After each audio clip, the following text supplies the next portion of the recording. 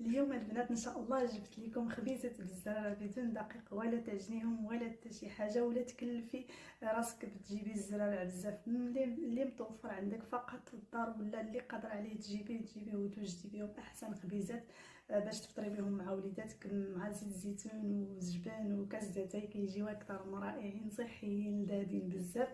ما عليكم تبعوا معايا غير هذا الفيديو هذا تشوفوا المقادير وطريقه التحضير.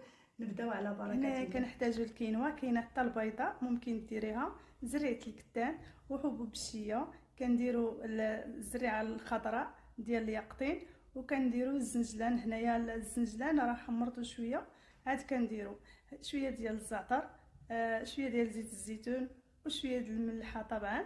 صافي كناخذ واحد الاناء وكندير فيه المكونات هادو كاملين. كنديروا الكينوا، هنايا البنات الكينوا راه كنديروها مع حبوب الشيا، كنديروا فيهم الجبانيه كبيره، هنايا ماشي مشكل كنديروهم بالزيت.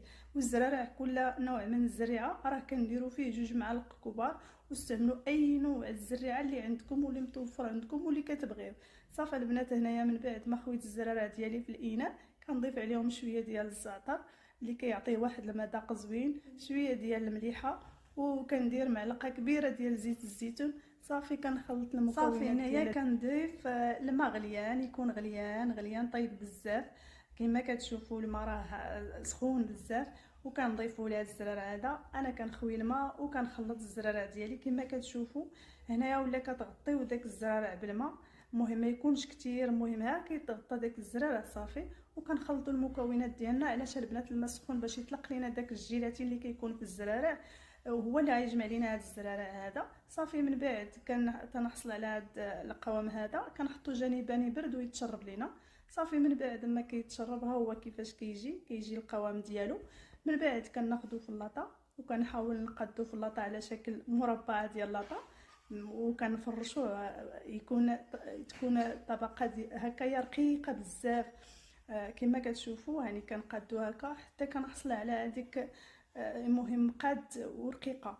صافي هنايا كنحاول نقطعو من دابا باش ملي يطيب يجينا ساهل ومتساويين. انا هنايا قطعتهم على شكل مستطيلات كما كتشوفوا معايا. كنحاول نقطعو هكا وعاود نقطعو الجهه الاخرى. صافي من بعد البنات هنايا كندخلها للفران اللي كيكون طبعا سخون بزاف. صافي وكندخل اللاطه ديالنا الفران وما كنخليوهاش حتى كتحرق لينا ديك الزراري. المهم حتى كيتحمروا، وهذا هو الشكل ديالهم البنات من بعد ما كيطيبوا كيجيو محمرين زوينين غزالين مقرمشين. هنايا كنحاول